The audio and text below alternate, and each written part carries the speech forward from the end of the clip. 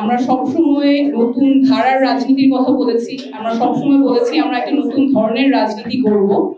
সেই নতুন ধরনের রাজনীতি গড়ার পথে আজকে একটা খুব গুরুত্বপূর্ণ পদক্ষেপ।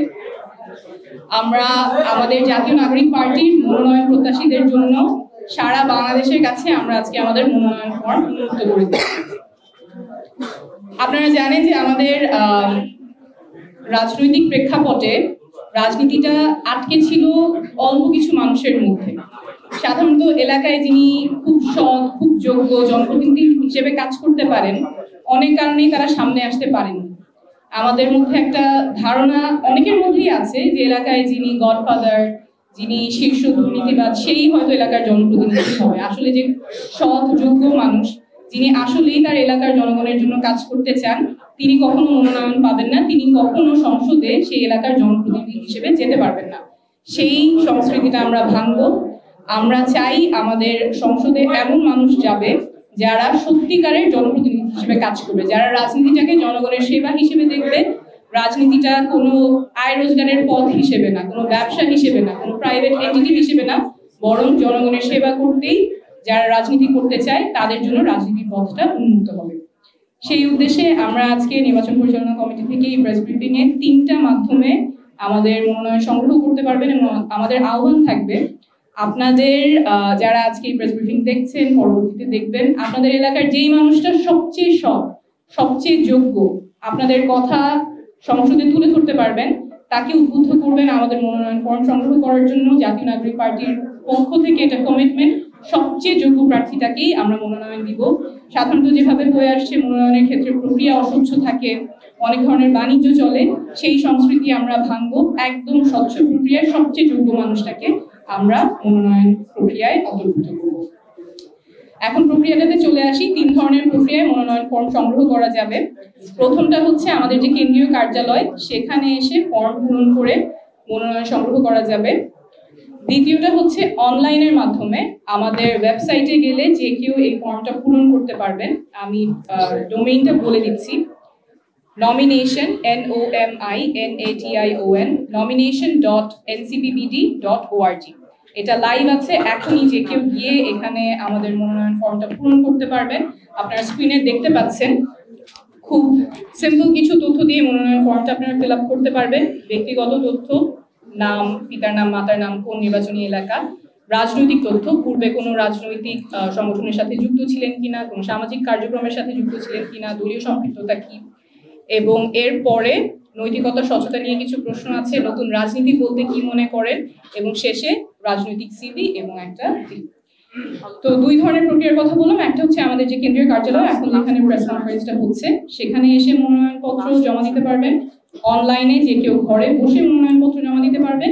আর 3 নম্বর পদ্ধতিটা হচ্ছে আমাদের যে মুখ্য সংগঠক আছেন, জনাব হাসান আব্দুল্লাহ, সার্জিস আলম, আমাদের উত্তরাঞ্চল এবং দক্ষিণাঞ্চলের মুখ্য সংগঠক, এবং আমাদের 10 জন বিভাগীয় সাংগঠনিক সম্পাদক আছেন, তাদের মাধ্যমেও আপনারা মনোনয়নটা জমা দিতে পারবেন। আমি বিভাগীয় সাংগঠনিক সম্পাদকদের নামগুলো বলে দিচ্ছি। রংপুর বিভাগে আতিক মুজাহিদ, রাজশাহী বিভাগ ইমরান ইমন, সিলেট বিভাগে এতেশাম হক, ময়মনসিংহ বিভাগে আশিকিন আলম, ঢাকা বিভাগে সাইফুল্লাহ হায়দার, ফরিদপুর বিভাগ নিজামউদ্দিন, চট্টগ্রাম বিভাগ SM সুজাউদ্দিন, কুমিল্লা বিভাগ মোহাম্মদ আতাউল্লাহ, খুলনা বিভাগ ফরিদুল হক এবং বরিশাল বিভাগে অ্যাডভোকেট মুজাহিদুল ইসলাম শাহ। এই 3টা প্রক্রিয়ার মাধ্যমে আপনারা ফর্মটা জমা দিতে পারবেন। আমরা চাই রাজনীতিতে এমন নেতৃত্ব আসুক যারা সত্যিকারের জনপ্রতিনিধি হবেন এবং এলাকার মানুষের কথাগুলো বলবেন। আগের মতো যেই রাজনৈতিক সংস্কৃতি ছিল সেই সংস্কৃতিটা ভেঙে সত্যিকারের জনগণের প্রতিনিধি আমরা এই প্রক্রিয়ার মাধ্যমে উঠিয়ে আনতে চাই। দল পরিচালনা করার জন্য একটি গুরুত্বপূর্ণ বিষয় হলো ইলেকশন। আমরা বরাবরই বলেছি, গণঅভ্যুত্থানের পরে আমরা একটি সুন্দর ক্ষমতা হস্তান্তরের জন্য একটি নির্বাচিত প্রতিনিধিদের সংসদ লাগবে। কিন্তু এর পূর্বে আমরা বলেছিলাম যে তারা কোন ভিত্তিতে চালাবে। গত 50 বছরে তারা যে ভিত্তিতে চালিয়েছিল, ওই ভিত্তিমূলটা অনেক দুর্বল ছিল। ওই ভিত্তিমূল ছিল সন্ত্রাস, চাঁদাবাজ, ইন্ডিয়ান হেজিমনি থেকে শুরু করে একদলীয় শাসন, বাকশাল থেকে শুরু করে অসংখ্য, যেগুলো বাংলাদেশকে পিছিয়ে দেওয়ার এই ধরনের যাত্রা আমরা দেখেছিলাম। ফলত এই 24-এ এসে মানুষ হলো জীবন দিয়েছিল যে আমরা একটি নতুন বাংলাদেশ গঠন করব, যেই নতুন বাংলাদেশের মধ্যে আমরা এই ধরনের কার্যকলাপ আর প্রত্যক্ষ করব না।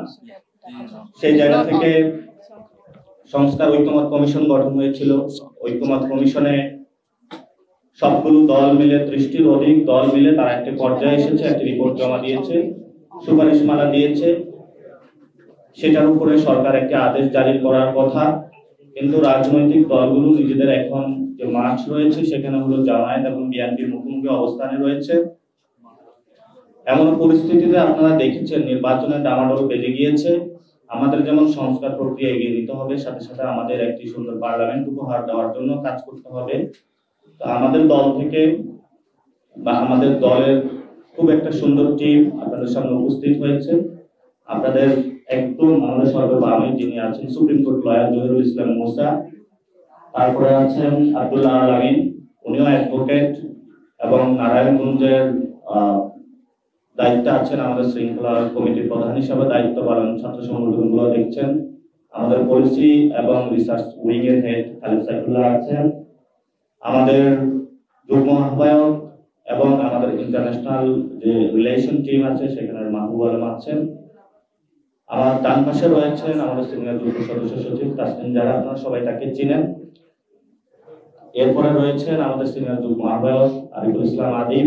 এরপরে রয়েছেন আমাদের সিলেট বিভাগীয় সম্পাদক এবং আমাদের দলের যুগ্ম আহ্বায়ক এবং যিনি ইউকেতে কাউন্সিলরও ছিলেন, অর্থাৎ তার দীর্ঘদিনের এক্সপিরিয়েন্স রয়েছে গভর্নমেন্ট অফিস চালানোর, এহতেশাম হক। এরপরে রয়েছেন আমাদের ইন্টারন্যাশনাল টিমের আলাউদ্দিন ভাই, যার দীর্ঘদিনের এক্সপিরিয়েন্স রয়েছে এবং দেশে বিদেশে অসংখ্য আর্টিকেলে উনি ওনার আর্টিকেল প্রকাশিত হয়েছে। এরপরে রয়েছেন সুপ্রিম কোর্টের লয়ার অ্যাডভোকেট হুমায়রা নূর এবং রয়েছেন এরপরে আমাদের যে যুব শক্তি অ্যাডভোকেট ফরিদুল ইসলাম, যার স্লোগানে আমরা অনুপ্রাণিত হয়েছি।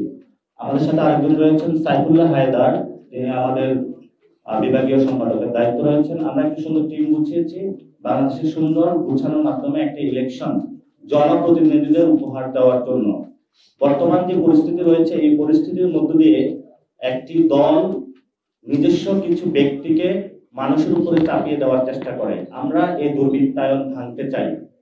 আমরা এই টপ ডাউন সিস্টেম থেকে ডাউন টু টপ সিস্টেমে যেতে চাই, অর্থাৎ সরকার এবং জনগণের মধ্যে যে পার্লামেন্ট রয়েছে এই পার্লামেন্ট হাউসে আমরা জনগণের প্রতিনিধি পাঠাতে চাই, কোনো দলীয় প্রতিনিধি পাঠাতে চাই না। আপনারা জানেন যে আমাদের দলের নাম হলো জাতীয় নাগরিক কমিটি, অর্থাৎ আমরা সিটিজেন জাতীয় নাগরিক পার্টি, অর্থাৎ সিটিজেনদের যে রাইটস তারা সেটা নিয়ে আমরা কাজ করছি। ফলত যে বিষয়টা আমরা বারবার উল্লেখ করতে চাচ্ছি মানুষের সামনে, যে আমরা কোনো দলের প্রতিনিধি মানুষের উপরে চাপিয়ে দিতে চাই না, জনগণের প্রতিনিধি দিতে চাই। এখানেও আমাদের দল থেকেও আমরা মনোনয়নপত্র যারা তুলবেন ভবিষ্যতে পার্লামেন্টে যাবেন, আমরা তাদের সেই ক্ষেত্রে হলো পলিসি রেখেছি, তারা জনগণের প্রতিনিধি হবেন, আমাদের দলের প্রতিনিধি হবেন না।